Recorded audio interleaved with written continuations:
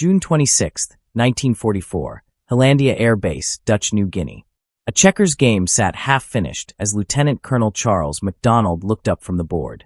At the door stood a man who had just introduced himself, but the name hadn't fully sunk in yet. MacDonald's mind was still on the game. He was playing with Lieutenant Colonel Merrill Smith, the operations officer of Satan's Angels. The civilian repeated his name with a calm, quiet confidence that made MacDonald pause. Charles Lindbergh.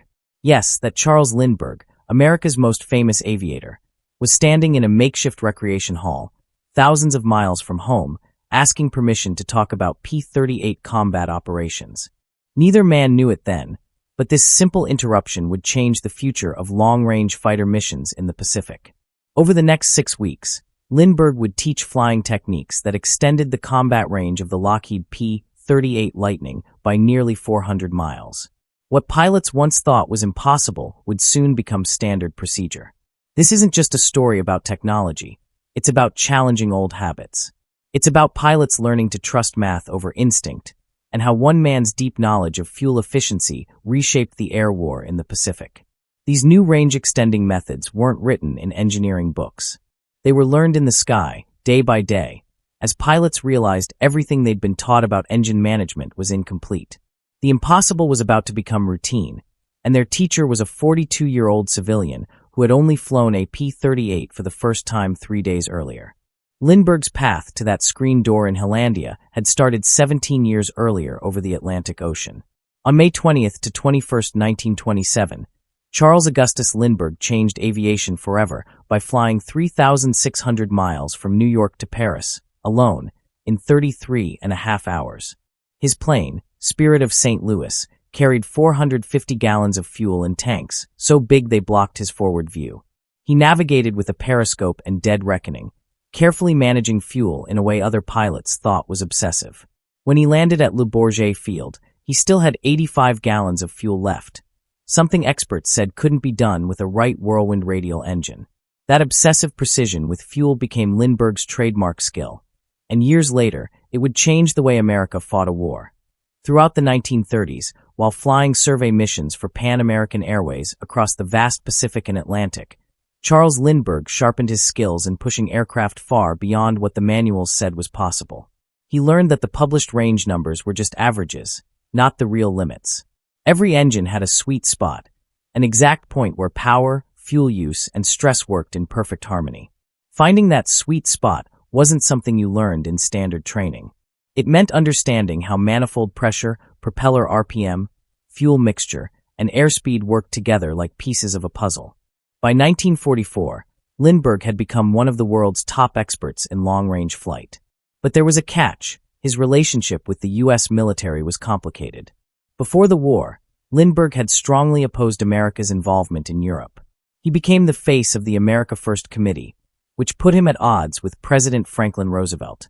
Their clash turned bitter.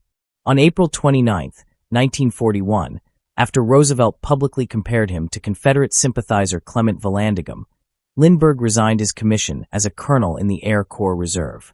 When the attack on Pearl Harbor pulled America into war, Lindbergh tried to return to service. But Roosevelt personally made sure he would never wear a U.S. military uniform again during the war. Yet expertise has a way of finding its place. Locked out of the military, Lindbergh became a civilian technical consultant for aircraft manufacturers.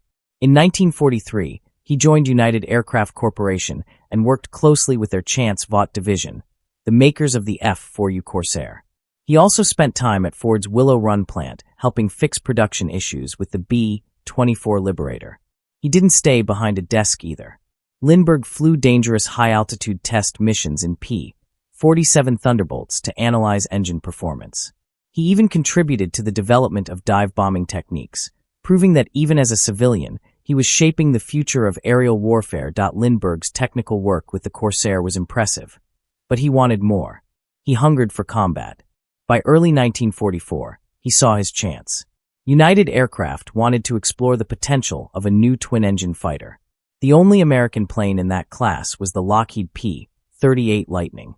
Lindbergh convinced the company to send him to the Pacific as their technical representative to observe real combat operations. On April 3, 1944, Lindbergh got ready for deployment. In New York, he stopped by Brooks Brothers to buy a naval officer's uniform with no insignia. Then at Brentano's bookstore, he picked out a small New Testament. In his journal he wrote, "Since I can only carry one book, and a very small one, that is my choice." It would not have been a decade ago, but the more I learn and the more I read, the less competition it has. He left San Diego on April 24th, officially heading for Marine Corps aviation bases in the South Pacific near Guadalcanal. The mission was approved by the Navy Department, but kept completely secret from the White House. Neither President Roosevelt nor Secretary of the Navy Frank Knox had any idea Lindbergh was on his way to a war zone. What was supposed to be a quiet observation trip quickly turned into something much more. Marine Corps aviation officers invited Lindbergh to fly as an observer on combat missions. On May 21, 1944, Lindbergh flew his first combat sortie, a strafing run with Marine Fighting Squadron 222 near the Japanese garrison at Rabaul. Officially, it was observation. In reality, Lindbergh flew with his guns hot, firing when the opportunity came. He proved immediately that his knowledge wasn't just theory. Working with Corsair pilots, he taught them how to safely take off carrying bomb loads twice the F-4S rated capacity. The Marines had been losing planes in overloaded takeoffs. Lindbergh's precise calculations on power settings, speeds, and weight balance cut accidents dramatically and boosted the squadron's strike power. Word quickly spread across the Pacific. The legendary Charles Lindbergh wasn't just giving technical advice. He was flying combat missions as a civilian and solving problems that had stumped military pilots for months. By mid-June 1944, Lindbergh had his sights set on the P-38 Lightning. United Aircraft's interest in twin-engine fighters was real, but Lindbergh also knew that the 475th Fighter Group, known as Satan's Angels, was one of the best P-38 units in the Pacific. If he wanted to truly master the Lightning, that was where he needed to be. On June 15, 1944, Lindbergh hitched a flight to Finschhafen, New Guinea. At 5th Air Force Headquarters in Nadzab, he introduced himself over lunch with Colonel Marion Cooper. A few days later, on Sunday evening, June 18th, he had dinner with General Ennis Whitehead to talk about the New Guinea campaign and his plan to observe P-38 operations. The approval was unofficial and far from proper by strict military standards. But in the flexible, fast-moving command structure of the Southwest Pacific, personal connections and proven skill often carried more weight than paperwork. On June 20th, Lindbergh got his first taste of the P-38 Lightning, spending an hour and 20 minutes training with the 35th Squadron of the 8th Fighter Group. It was his first time flying the iconic twin-boom fighter. Then came June 26th. Lindbergh flew to Hollandia and walked straight into Lieutenant Colonel Charles MacDonald's checkers game. MacDonald, just 29 years old, was already a 10-victory ace and commander of the 475th Fighter Group. Activated in Australia on May 14, 1943, the 475th had quickly become one of the top-scoring P-38 units in the Pacific.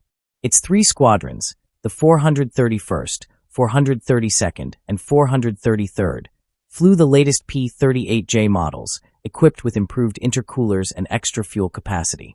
These Lightnings were the longest-range fighters in the theater, capable of flying missions no other plane could. But even with drop tanks, range was still a problem. Long-distance missions left little fuel for combat maneuvers, and pilots often returned home running on fumes, low on fuel and high on risk.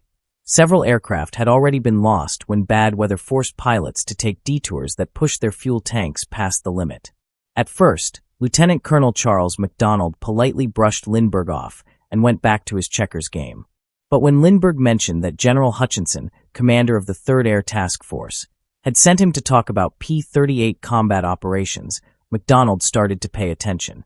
After a short conversation, MacDonald looked at him and asked, "Want to fly a mission tomorrow?" Lindbergh didn't hesitate. He agreed. The flight would leave at dawn. Instead of heading back to headquarters that night, MacDonald suggested Lindbergh stay at the 475th's camp to make things easier in the morning. As Lindbergh settled onto a spare cot, word spread like wildfire through the base. Charles Lindbergh was flying with Satan's Angels. The pilots' reactions were mixed. Some, like Lieutenant John Perurdy of the 433rd Squadron, were excited to meet the legendary aviator in person. Others weren't so sure. To them, he was a 42-year-old civilian, Famous, yes, but could he really handle modern combat? Major Thomas Maguire, already a 15 victory ace, who would go on to become America's second highest scoring fighter pilot with 38 kills, was especially curious. He wanted to see what the old guy could actually do. On the morning of June 27, 1944, Lindbergh got ready for his first combat mission in a P-38. The weather was miserable, steady rain at 5:30 a.m. But by 10:30, the skies had cleared enough for takeoff. McDonald led a four-ship flight toward Jeffman Island and Smart Airfield, familiar targets for the 475th Fighter Group. Lindbergh flew as Blue 3, tucked in tight on Major Thomas Maguire's wing. The other aircraft was piloted by Merrill Smith, already an 8 victory ace. McDonald watched closely as Lindbergh slid into perfect formation beside Maguire. For someone who had only checked out on the P-38 a few days earlier, his formation flying was flawless.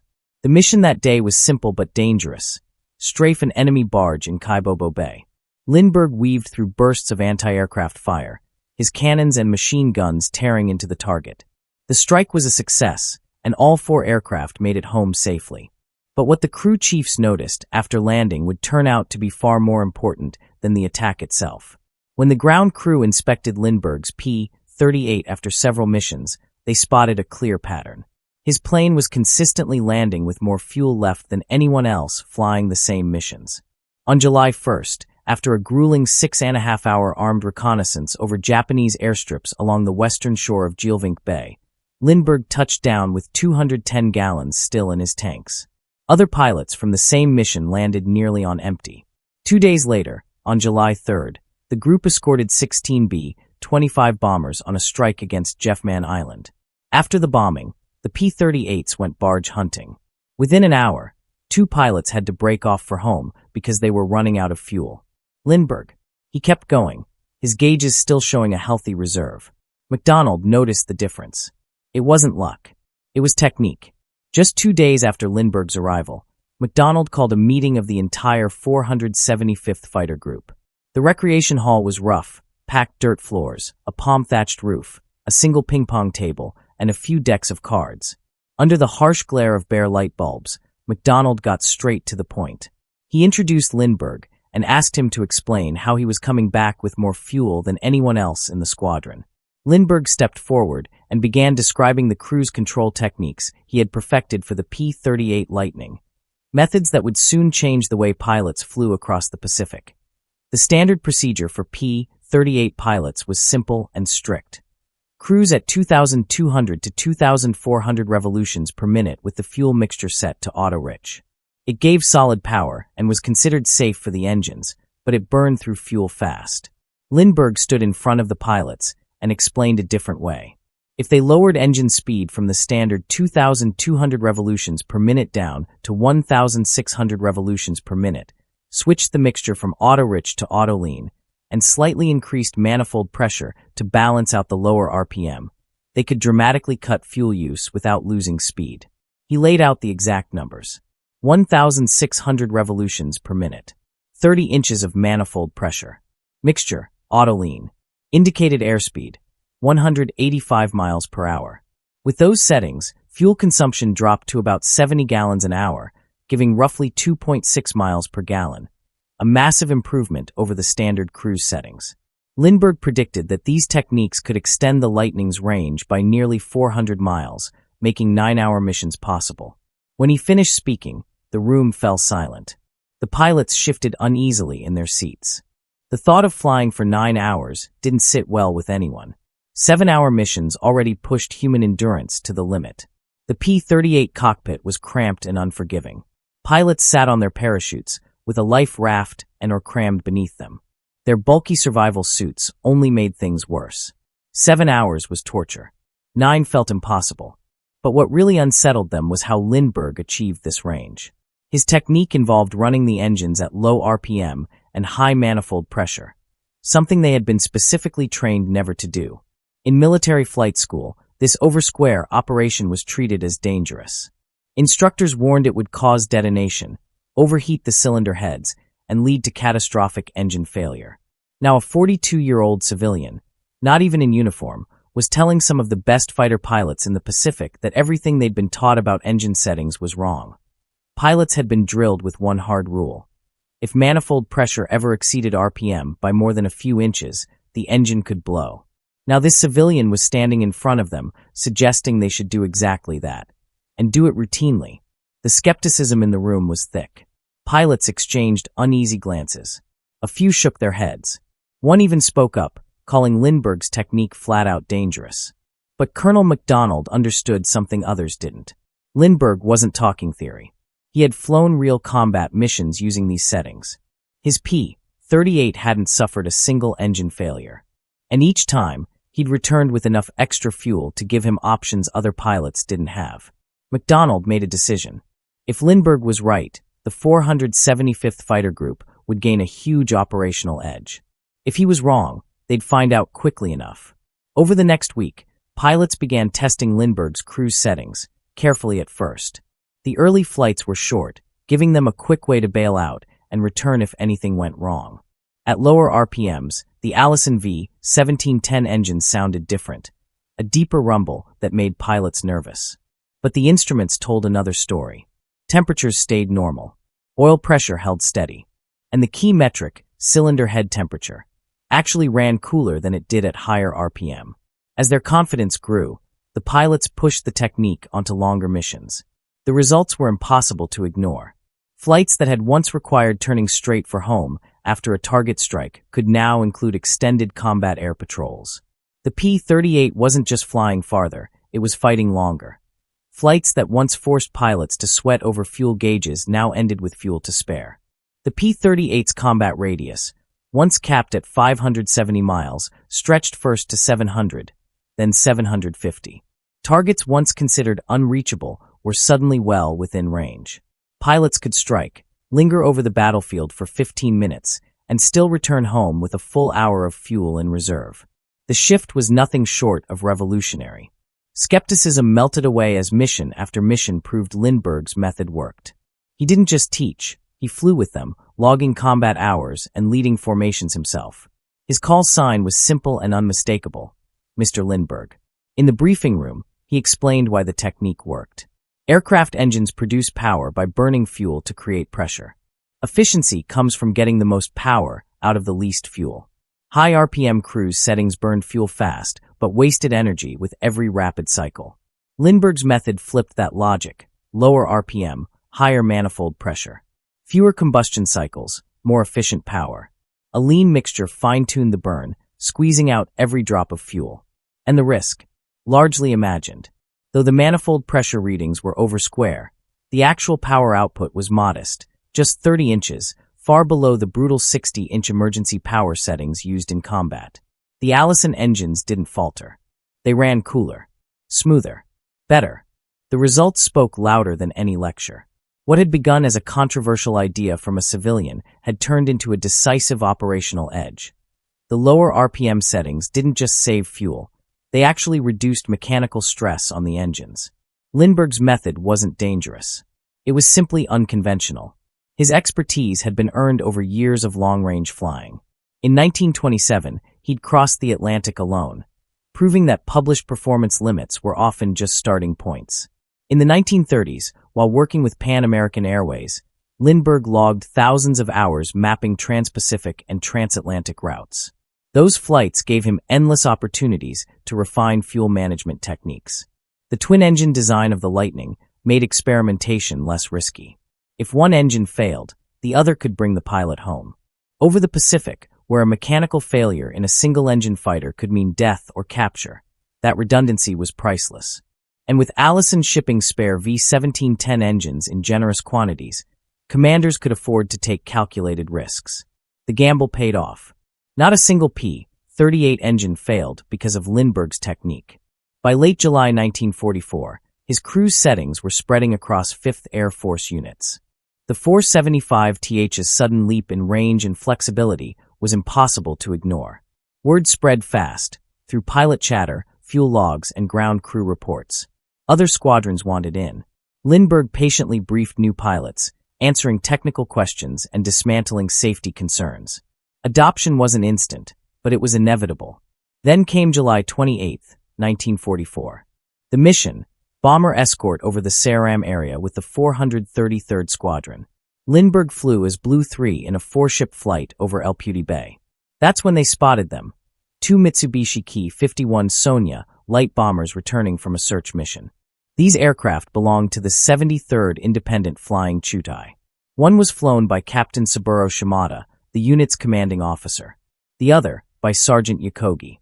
The American Lightnings dove to attack. The Sonyas were slower, less maneuverable, and lightly armed. They should have been easy kills. But Shimada wasn't just any pilot. He was experienced, determined, and he wasn't going down without a fight. The engagement turned into a running battle. Point 5. P-38s from the 9th Fighter Squadron had found the Sonyas first. When McDonald's flight arrived on scene, the air battle was already in full swing. Sergeant Yakogi, flying as Captain Shimada's wingman, came under fire from Lieutenant Wade Lewis. Cannon shells ripped through the Sonya's left wing, setting it ablaze. The burning bomber leveled out, trying to run, but Lieutenant J.C. has slipped closed in behind and unleashed a long, precise burst. Yakogi's aircraft trailed a black ribbon of smoke, rolled onto its back, and plunged into the sea. Captain Saburo Shimada, however, refused to run. For 30 relentless minutes, he fought alone.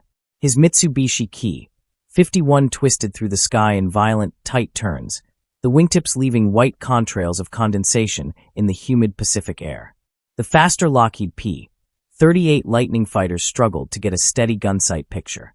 Shimada's slower aircraft could turn inside them, forcing each attacker to overshoot. Captain Danforth Miller, McDonald's wingman, got close, firing a burst as the Sonya snapped through a hard left turn. His tracers missed by just 80 feet. Then Shimada did something no one expected. Instead of continuing his defensive dance, he rolled level and turned straight toward Lindbergh. The two aircraft were closing on each other at nearly 500 miles per hour. For Charles Lindbergh, a man who had logged thousands of hours but never faced an enemy pilot determined to kill him, the moment froze in razor-sharp clarity. Shimada held his course, intent on a head-on engagement, or perhaps even a ramming attack. Lindbergh lined up the Sonya's radial engine in his gun sight and squeezed the trigger. The Lightning's nose-mounted battery, 120mm cannon, and 4.50 caliber machine guns, roared to life. For 6 long seconds, the guns spat fire. The Sonya shuddered under the impacts. Its propellers slowed visibly. Smoke gushed from the nose. But Shimada didn't flinch. He kept coming. At the last instant, Lindbergh hauled back on the yoke, his Lightning climbing sharply. The two planes missed by mere feet. Below him, Shimada's crippled aircraft pitched nose down into a steep dive. Other P-38s fired as the Sonya plunged toward the water, trailing a thick gray plume. A heartbeat later, it slammed into the ocean. A towering white geyser of spray erupted, then subsided into widening circles of foam. Within seconds, the sea swallowed the evidence. Captain Saburo Shimada and his observer were gone. Back at base, the kill credit was debated.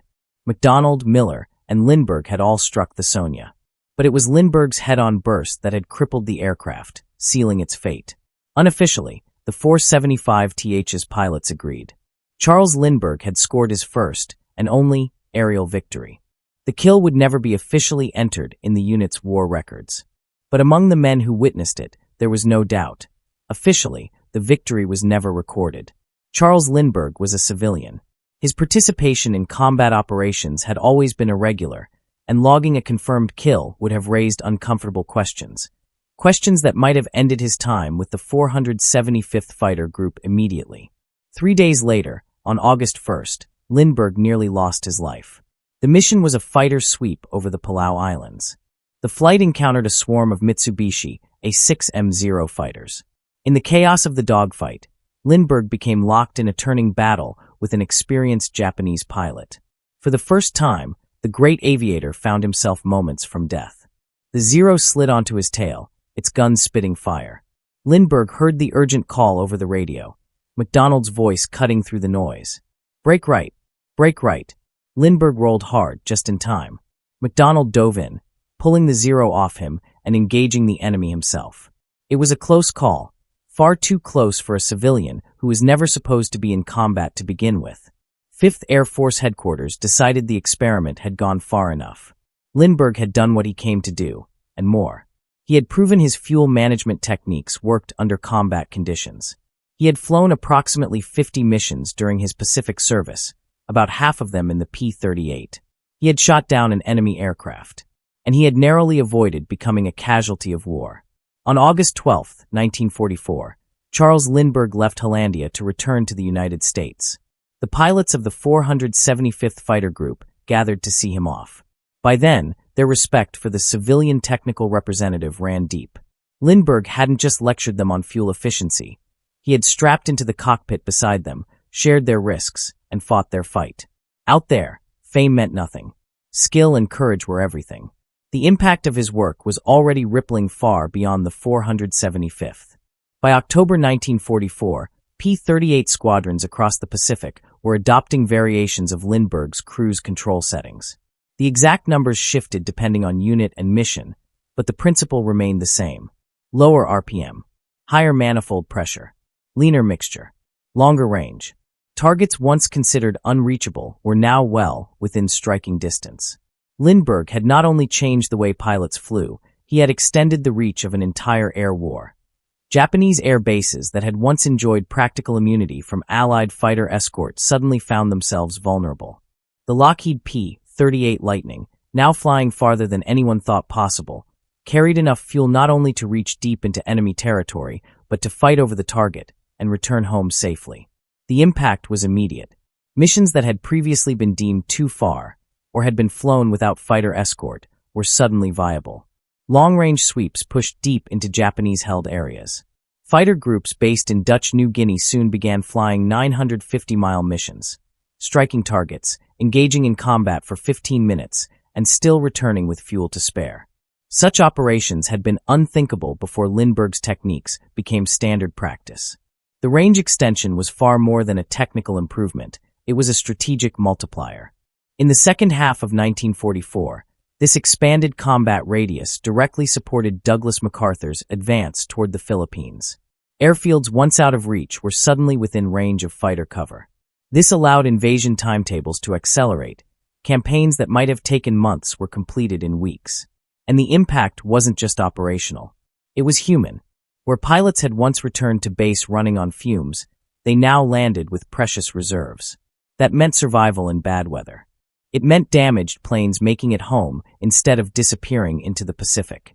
The extended range quite literally saved lives.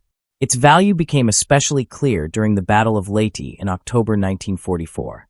P-38s flying from New Guinea and Morotai provided fighter cover over distances that had been impossible just months earlier. The difference between arriving over the target with empty tanks and arriving with an hour of fuel was the difference between a token presence and meaningful protection for bombers and ground forces. Yet, as effective as Lindbergh's cruise control techniques were, their adoption was not without controversy. To many in the military establishment, it was uncomfortable to admit that a civilian aviator, however legendary, had revolutionized their operational doctrine. But the results spoke for themselves. Targets fell, operations accelerated, and pilots lived to fly another day. Some commanders resisted at first. They worried that Charles Lindbergh's over-square engine settings would damage the Lockheed P-38 Lightning's engines or shorten their service life. Some pilots, drilled in standard Army Air Forces procedures, were reluctant to trust a civilian's advice over their training. Maintenance officers feared they'd face a surge in engine changeouts. But the data told a different story. Units that adopted Lindbergh's cruise control technique reported no increase in engine failures. Fuel consumption logs showed dramatic reductions. Mission reports documented successful long-range operations that had previously been impossible. Skepticism gave way to acceptance. By late 1944, the U.S. Army Air Forces made it official. Lindbergh's fuel-saving technique was incorporated into the P-38's standard operating procedures. Updated cruise control charts were published. Pilot training materials were revised to include proper lean-of-peak mixture operation, something that had once been considered too risky for combat pilots. What began as a civilian technical representative's field experiment had become standard doctrine across the Pacific theater. Behind the technique was a man carrying complicated personal history. Before the war, Lindbergh's outspoken isolationism and his involvement with the America First Committee had made him one of the most controversial figures in the United States. His 1930s visits to Germany and public admiration for its aviation technology had drawn accusations of Nazi sympathy. His bitter public clash with Franklin D. Roosevelt over U.S. entry into the war had ended his military career before it began. But in the Pacific, far from Washington politics, Lindbergh found redemption not through speeches but through skill. He flew combat missions, shared real solutions, and earned the respect of frontline pilots. One of those pilots was Richard Bong, America's top-scoring ace with 40 victories. Bong told a reporter from United Press International, "Lindbergh was as hot a pilot as any of us. He would have been out there knocking off Japs every day if General Kenny had let him." Lindbergh's name would never appear on official combat rosters or kill boards. But his impact was felt in every Lightning that flew farther, struck harder, and returned home with fuel to spare. His controversial past was not erased, but in the crucible of the Pacific War, it was tempered by undeniable contribution that an endorsement from someone like Richard Bong, America's top ace, meant more than any speech or political apology ever could. Charles Lindbergh had proved himself where it counted most, in combat. When he returned to the U.S. in mid-August 1944, Lindbergh didn't fade from the war effort. Instead, he kept contributing where his technical skills mattered. In October, he joined a joint Army-Navy fighter performance conference at Naval Air Station Patuxent River, where he flew and evaluated captured Japanese aircraft to give frontline pilots a better understanding of enemy capabilities. He also continued consulting with United Aircraft and other manufacturers, helping solve problems reported from the front. The numbers behind what he achieved with the Lockheed P-38 Lightning show just how big the impact was. The P-38J carried about 410 gallons of internal fuel, 2 90-gallon main tanks, 2 60-gallon reserve tanks, and 2 55-gallon leading-edge tanks. With external drop tanks, total capacity could top 1,000 gallons. Standard cruise settings, 2,200 revolutions per minute, auto-rich mixture, burned through that fuel quickly. Lindbergh's method, 1,600 revolutions per minute, autolean mixture, and higher manifold pressure, cut fuel burn to about 70 gallons per hour. That alone pushed the P-38's combat radius from roughly 570 miles to 750 miles, a 31% jump. When pilots combined his settings with extra drop tanks, the P-38 could stay in the air for nearly 9 hours and cover over 1,000 miles. This wasn't just an engineering trick. It changed the entire shape of the air war in the Pacific. Targets once too far away were suddenly within reach. Bombers could count on fighter cover deep inside Japanese-held territory, and pilots had fuel in reserve to get home even when things went wrong. It was a quiet technical revolution, one that started with a civilian aviator and a checkers game on a dusty airfield in New Guinea. The island-hopping strategy that defined Douglas MacArthur's advance through New Guinea and into the Philippines depended heavily on air superiority. Fighter range determined which islands could be bypassed and which required direct assault to establish forward airfields. By extending the operational range of fighters, Charles Lindbergh's fuel-saving techniques gave commanders more flexibility. Islands that once required costly amphibious invasions could now be skipped entirely, because fighters could reach targets from more distant bases. Some historians have mistakenly credited Lindbergh with the April 1943 mission that intercepted and shot down Isoroku Yamamoto's aircraft. That famous long-range strike by the 339th Fighter Squadron did stretch the limits of the Lockheed P-38 Lightning, but Lindbergh had no role in it. He wouldn't arrive in the Pacific until more than a year later. His true contribution was making such extreme-range operations routine rather than exceptional. Lindbergh was 42 years old at the time, flying combat missions against men half his age. The long hours in cramped cockpits, the brutal Pacific heat, the stress of combat, he endured it all without asking for special treatment. He flew the same missions, faced the same risks, and used the same procedures as the young lieutenants and captains of the 475th Fighter Group. Most importantly, he proved his methods in combat, not in a lecture hall. Had he simply preached fuel economy from headquarters, pilots would have dismissed him as another theorist. But by flying mission after mission and delivering results, he earned credibility that neither rank nor fame could buy. His success carried a psychological impact far beyond fuel management. It showed that civilian technical expertise could enhance combat effectiveness. In modern warfare, where advanced technology shapes strategy, Lindbergh demonstrated that civilians with specialized knowledge, if given the chance, could make a decisive difference on the battlefield. Lindbergh's success did more than extend fighter range. It changed how the military listened. Commanders began taking civilian technical representatives from aircraft manufacturers, engine companies, and research organizations more seriously. This improved cooperation between the frontline users and the designers behind the machines dramatically accelerated wartime innovation. The Lockheed P-38 Lightning itself deserves credit as the platform that made Lindbergh's techniques possible. Its twin-engine configuration offered redundancy and safety for experimentation. The Allison V-1710 engines, though sometimes criticized, responded well to precise mixture management. Its complex fuel system, with multiple tanks and transfer pumps, allowed for careful control of fuel flow. And its stability in flight made it an ideal aircraft for long-range cruising.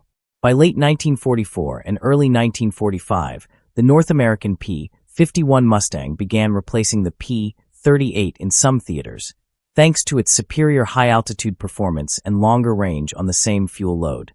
But in the vast Pacific, the Lightning remained indispensable.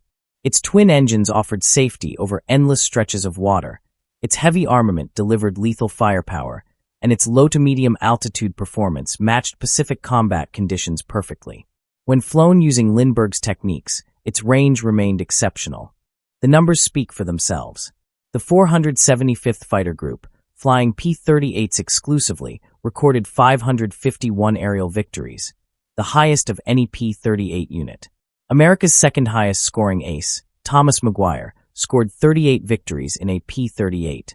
Its unmatched combination of range, firepower, and reliability made it the dominant fighter in the Pacific, and Lindbergh's innovations amplified every one of those strengths. Missions could fly farther, fight longer, and return safer. The cumulative effect, across thousands of sorties and countless flight hours, was immeasurable but very real. And behind this achievement lay an enduring truth. Institutions may shape wars, but it is often individual expertise, sometimes from the outside, that pushes them forward. Charles Lindbergh's pre-war political positions had made him unwelcome in official military service. President Franklin D. Roosevelt's personal animosity ensured he would never wear a U.S. uniform again. And yet, the United States Army Air Forces needed exactly the expertise he possessed. The solution was unconventional. Lindbergh served in unofficial civilian status, with quiet authorization to participate in combat missions. It was irregular, and by modern standards, likely against regulations. But in wartime, pragmatism often outweighs bureaucracy, and this time it worked. The pilots of the 475th Fighter Group never forgot what he taught them. Decades later, in interviews, they spoke with respect and even affection for the civilian who had flown as their equal and shown them how to stretch the range of their aircraft beyond what they thought possible. Colonel Warren Lewis, commander of the 432nd Squadron, could still recite Lindbergh's fuel-saving settings from memory years later. The exact numbers varied from pilot to pilot, aircraft to aircraft, but the principle remained universal, and the results were undeniable. Lindbergh's final chapter was quiet and far removed from the roaring engines of the Pacific. He died on August 26, 1974, at age 72, from lymphoma at his home in Kipahulu, Maui. Just a week earlier, he had quietly left New York Presbyterian Hospital to return to the place he loved most. He was buried only 3 hours after his death, in a simple handmade coffin built by Hawaiian ranch cowboys in their work clothes. His grave at Palapala Ho'omo Church rests beneath lava rock and black beach pebbles, a stark contrast to the global fame of his youth. The marker bears a single line from Book of Psalms 139. If I take the wings of the morning and dwell in the uttermost parts of the sea. His wartime journals, published in 1970, offered a detailed and personal account of his Pacific service, including his time with the 475th. In the end, it wasn't medals, rank, or politics that defined his wartime legacy. It was the impact he had in the cockpit. The legacy of Charles Lindbergh's Pacific service goes far beyond the specific fuel-saving techniques he introduced. What he truly demonstrated were principles that endure. He proved that technical expertise matters in combat, that civilian specialists, when given the chance, can strengthen military operations in ways doctrine alone cannot, that institutions must be willing to evolve when evidence shows a better way. And most of all, That personal demonstration speaks louder than theory. The Pacific theater demanded range beyond what existing procedures allowed. Lindbergh possessed a rare mastery of fuel management, built over decades of experience. He had the opportunity to apply that mastery in combat conditions, where results could not be debated, only measured. And he had the courage to fly those missions himself, proving his methods under fire. This was not the story of a celebrity chasing glory. It was the story of a pilot and technician who worked side by side with combat crews, as an equal, to make the impossible merely difficult, and the difficult routine. Just as the German prisoners of war came to understand American industrial might through overwhelming evidence, American fighter pilots came to trust Lindbergh through demonstrated expertise. His lesson was simple: knowledge, applied with precision, can change the course of war. The Lockheed P-38 Lightning would fly on until war's end, its twin-boom silhouette etched into the skies of the Pacific, a symbol of range, reach, and relentless pressure. But those who flew it in 1944 remembered more than the machine. They remembered the civilian who showed them that published limits were only starting points. That understanding an aircraft completely could unlock capabilities hidden in plain sight. Lindbergh arrived as an observer. He left as a teacher. He came as a celebrity. He departed as a comrade. And with nothing more than insight, precision, and courage, he transformed an aircraft's operational reach across an entire theater of war. The pilots of the 475th Fighter Group, Satan's Angels, flew farther, fought longer, and returned safer because of one man's understanding of fuel efficiency. That knowledge spread throughout the Pacific, becoming one of the most effective technical innovations of the air war. It did not come from laboratories or engineering departments. It came from one man's mastery of flight, first proven over the Atlantic in 1927, and then proven again in 1944 in the crucible of war. Lindbergh lived by a single principle: never accept limits as fixed. For 6 weeks in the summer of 1944, he passed that principle on to some of the finest fighter pilots in the Pacific. They, in turn, passed it to others. And that is his true legacy: not the number of missions flown, but the power of knowledge shared, and the range of a war transformed by understanding.